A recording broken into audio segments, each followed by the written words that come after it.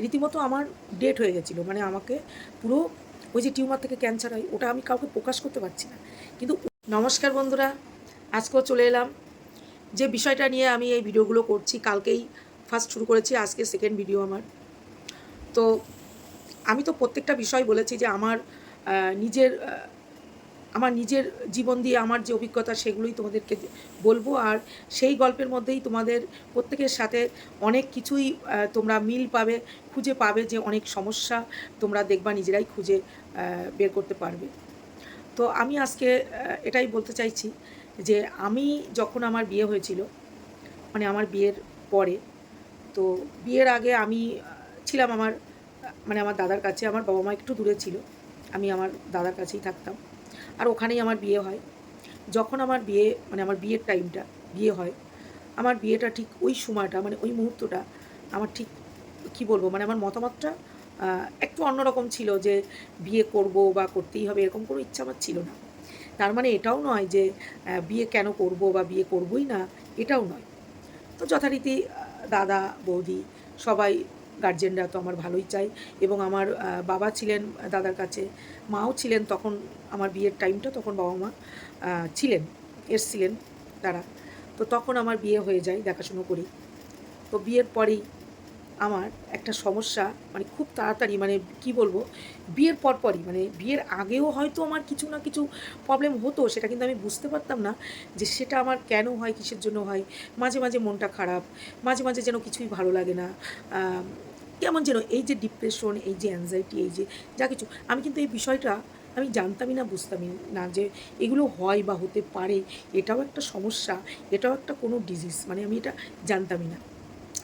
আমি বিয়ের আগে আমি গান শিখতাম টুকটাক, আমার এক মাস্টারমশাইয়ের কাছে আমি গান শিখতাম। প্রত্যেকদিন বিকালবেলা আমি সেখানে যেতাম। তো সারাদিনের যা কিছু, মানে ওইখানে গেলেই যেন মনটা একটু অন্যরকম হয়ে যেত, যেহেতু গানটা আমি ভীষণ ভালোবাসতাম। তো খুব ভালো লাগতো। তো ঘন্টা বা ঘন্টা দেড় দুই থাকতাম। তো তখন মোটামুটি একটা কী বলবো, 17-18 বছর বয়স। বাড়ির দিকেও একটা টান থাকতো যে দাদা বৌদির কাছে থাকি, বাড়িতে যেতে হবে, আবার বকা দেবে, কী বলবে না বলবে। আর আমার নিজেরও আমি খুব কনসাস ছিলাম, সমস্ত বিষয়টা খুব রেসপন্সিবিলিটি মানুষ ছিলাম আমি। তো আমি ওখান থেকে চলেও আসতাম, সন্ধ্যার আগেই চেষ্টা করতাম, না হয় সন্ধ্যার পরপরই চলে আসতাম। আমাকে মানে 6টা-7টা বেজে গেলেই ওই দাদা, মানে যার কাছে আমি গান শিখতাম, সেই বৌদি আমাকে ভীষণ ভালোবাসতো। ওই বৌদি আমাকে রীতিমতো বাড়িতে এগিয়ে দিয়ে যেত। বাড়ি বলতে কিছুটা পথ এগিয়ে দিয়ে যেত, আমাদের বাড়ির থেকে বেশি একটা দূর না, কাছেই।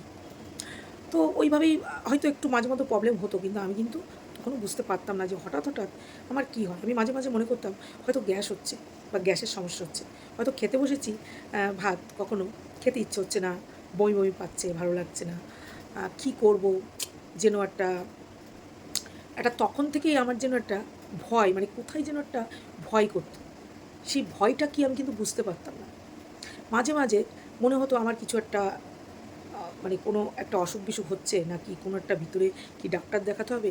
কিন্তু আ আমার আরেকটা কথা বলি আমি। মানে আমি যে কথাটা বলছি আমার বিয়ের টাইম, তার ৩-৪ বছর আগে আমার খুব বড় ধরনের একটা অসুখ হয়েছিল। অসুখ বলতে অসুখটা কিছুই না, ডক্টর ঠিক ধরতে পারিনি। আমার চিকিৎসাটা ভুলভাবে হয়েছিল। তো লাস্টে যেটা ধরা পড়েছিল টাইফয়েড, মানে খুব বাড়াবাড়ি হয়ে গেছিলো। রীতিমতো আমার ডেট হয়ে গেছিলো, মানে আমাকে পুরো বলে দিয়েছিল বাড়ির লোকজন খবর দিতে, এরকম। আমার দাদারা, মানে আমার বড়দা, ছোটদা, তারা থেকে আমাকে বাঁচিয়েছে। আমার বাবা মা তখন বাংলাদেশে। তো বাংলাদেশ থেকে আমার বাবা মা তখন, মানে এই খবর তখন সাথে সাথে দাদারা দেয়ও নি, যে কী বলবো তাদেরকে, মানে বোনের এই পরিস্থিতি। তা সত্যি কথা বলতে ভীষণ চেষ্টা করেছে তারা, প্রাণ দিয়ে, জীবন প্রাণ দিয়ে চেষ্টা করে আমাকে বাঁচিয়ে তুলেছে। তা ওই যে একটা ভয়, আতঙ্ক, ওই যে আমার একটা ঘটনা, ওটাই হয়তো হতে পারে, ওটা একটা কারণ। এটা আমি আস্তে আস্তে করে পরে বুঝতে পারলাম। একটা ভয় কোথায় হতো, যে আবার ওরকম শরীর খারাপ হবে না তো, আবার ওইভাবে শরীর খারাপ হয়ে যাবে না তো, আবার অসুস্থ হয়ে পড়বো না তো। ওই যে সমস্ত কিছুর পিছনে একটা কারণ থাকে, একটা ঘটনা থাকে। শুধু শুধু কোনো কিছুই মানুষের মনে হয় না।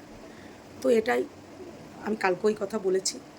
তো যাই হোক, আমার বিয়ের পরে আমার মানে বিয়ের পর থেকেই মানে কেমন একটা, এটা তো স্বাভাবিক, প্রত্যেকেরই হয়, একটা নতুন জায়গায়, একটা অচেনা জায়গায় এসেছি, একটা বিয়ে হয়েছে, কেমন পরিবারে এলাম, কীভাবে থাকবো, কী করবো, কীভাবে চলবো, কোনো ভুল ত্রুটি হবে কিনা, এই সমস্ত চিন্তা ভাবনা ফাটকি নাটকি তো আছেই।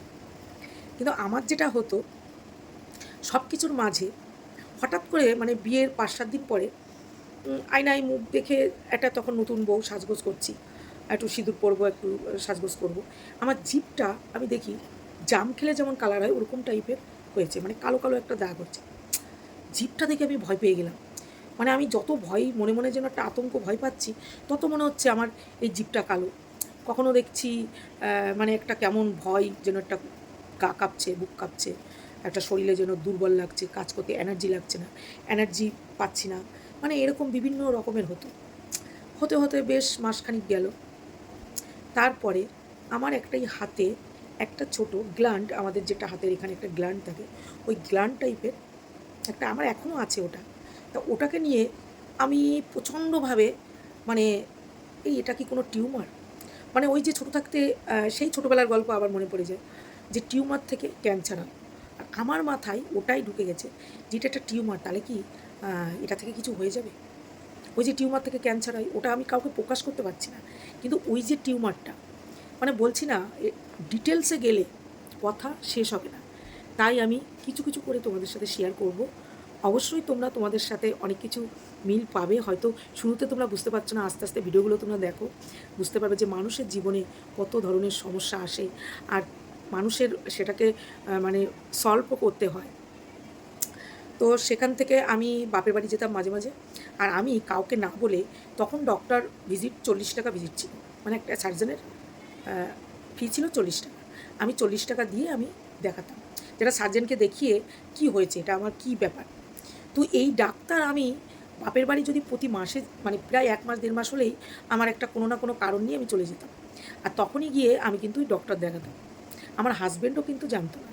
দেখি দেখি দেখি আমি নিজেই যেন একটা মানে মনের দিক থেকে আমি একটা যত দেখাচ্ছি ততই চিন্তা বাড়ছে, টেনশন বাড়ছে। আর ডাক্তার আমাকে বলতো, ডাক্তারবাবু বলতো যে দেখো এগুলো যখন অনেকটা বড় হয় তখন আমরা অপারেশন করে ফেলি, এমনিতে তেমন ঠিক আছে, অসুবিধা নেই। তবু ওই যে শুনছি তখন তখন ক্লিয়ার হয়ে যাচ্ছি।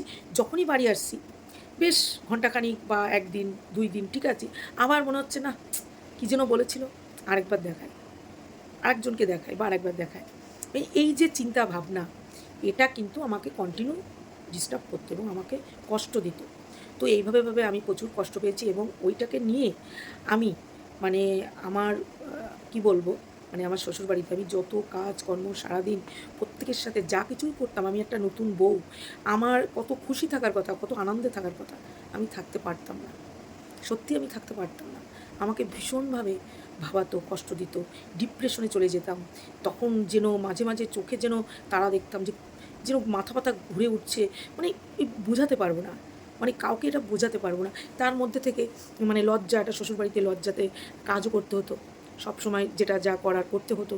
হয়তো একটা কথা বলছে, শাশুড়ি মা বলছে বা যা বলছে, আমি ঠিক আছে সেই কথাটা আমি মন দিয়ে মানে শুনছি, কিন্তু মন দিয়ে শুনতে পাচ্ছি না। হয়তো আমি ভাবছি শুনছি, কিন্তু আমার কনসেন্ট্রেশনটা আমি ওদিকে দিতে পারছি না, যেন মাথার মধ্যে কী যেন একটা ভেবে ফেলছি, ওই যে একই ভাবনা সবসময়। আর প্রত্যেক সময় আমার হাতটা মানে ওখানে চলে যেত, যে এখানে মানে হাত প্রত্যেক সময় হাত দিয়ে দেখতাম, এটা কি বড় হলো, এটা কি বড় হয়ে গেছে, এটা কি ঠিক আছে, নাকি ডাক্তার দেখাতে হবে। এই চিন্তা করতে করতে করতে করতে এমন হয়ে গেলাম যে আমার যখন বিয়ে হয়েছে আমার হয়তো 49-50 কিলো ওয়েট ছিল, সেখান থেকে আমি 45 কেজি ওয়েট হয়ে গেছিলাম। আর একদমই এরকম রোগা হয়ে গেছি। আর আমার মানে অনেকে বলে, আমার দেওর, আমার যা বড় যা, তারা বলতেন যে এটা স্বাভাবিক যে বিয়ে হয়েছে একটু শরীর স্বাস্থ্য ভালো হবে, তা না এরকম দিনের পরে দিন রোগা হয়ে যাচ্ছে, কী ব্যাপার, রোগা কেন হয়ে যাচ্ছে, তাহলে কি সে খুশি না? আমি কতটা খুশি আছি কি নেই সেটা তো পরের কথা, কিন্তু আমার ভিতরে কি চলছে সেটা আমি কাউকে বোঝাতে পারতাম না, কাউকে বোঝাতে পারতাম না। তো এইভাবে আমি অনেক কষ্ট পেয়েছি, কিন্তু এই সমস্যা থেকে, এই রোগ থেকে আমি কিন্তু বেরিয়েও এসেছি, মানে ওই সমস্যাটা থেকে কিন্তু আমি বেরিয়ে এসেছি। তো কী করে বেরিয়েছি, কী ভেবেছি, এবং পুরোটাই কিন্তু তখন যে আমি ওটার মধ্যে থেকে বেরিয়ে আসবো এটা আমি মানে আমি ভাবতেও পারিনি, এবং আমি নিজেই করেছি সেটা, নিজেই আমি ওইখানটা থেকে বেরিয়ে এসেছি। আর ওটাই ছিল আমার সবথেকে বড় বিপদ, বড় কষ্ট, ভীষণ আমি কষ্ট পেতাম। আমার যা কথা বললে, হয়তো ডাকলে, আমার যা একটু চুপচাপ ছিলে তখন প্রথম অত কথা হতো না, বলতো না, আমিও সেভাবে বলতাম না, একটা অন্যরকম পরিবেশ ছিল। কিন্তু আমি যে ঝাঁপিয়ে যাব বা কথা বলবো আমার নিজেরও ভালো লাগতো না। শাশুড়ি মার সাথে শাশুড়ি মা তো সবসময় একগাল হেসেই কথা বলতেন। তো শাশুড়ি মায়ের সাথে যে কথা বলবো সেটা ওই সাথে সাথে বলতাম, সবাইকে মেকআপ করতাম, বলতাম, কাজ করতাম। সন্ধ্যাবেলা হলে রুটি করতে হতো, সকালবেলা হলে উনানে আঁচ দিতে হতো, আঁচ দিয়ে ভাত বসাতে হতো, সকালের খাবার করতে হতো। সংসারে 13, 14, 15 জন মানুষ ছিল, তাদের রান্না করতে হতো, দুপুরবেলা রান্না করতে হতো, সাথে যাও করতেন, আমিও করতাম। আর তারপরে সন্ধ্যাবেলায় আবার রুটি করতে হতো, 30-35টা রুটি করতে হতো। তাছাড়া ঘর গোছানো কাজ কর্ম তো আছেই, আর সংসারের কাজ তো কোনো শেষ নেই। তো এরকম অবস্থাতে আমার মাথায় ব্রেনে ওগুলো চলতো, আমার মাথায় ওগুলো চলতো। আমার সব সময় ঘুরে ফিরে যে আমার এই রক্তটা খারাপ হয়ে যায়নি তো, আমি যে একটা মানুষ সামনে দাঁড়িয়ে একটা সিঁদুরের টিপ দেবো, আমি যে সাজবো, নিজেকে সাজাবো, আমার মনটা ভালোই লাগতো না।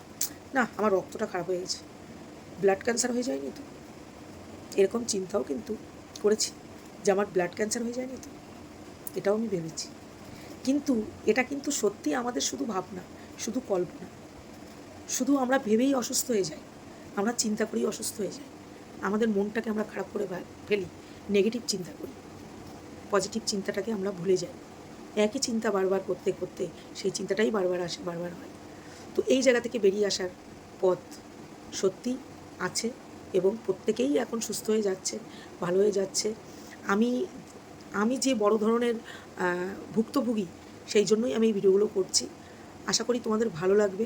আজকের ভিডিওটা আমি এই অবধি রাখছি। তোমাদের সাথে কার কার মিল আছে, এরকম একটা সমস্যা তোমাদের হয় কি না, কারোর কখনো হয়েছে কি না, অবশ্য কমেন্ট করে জানিও। আর আমি এটার থেকে কী করে বেরিয়ে এলাম, এই ভিডিওটা আমি কালকে নিয়ে আসছি। সবাই খুব ভালো থেকো, শুভরাত্রি।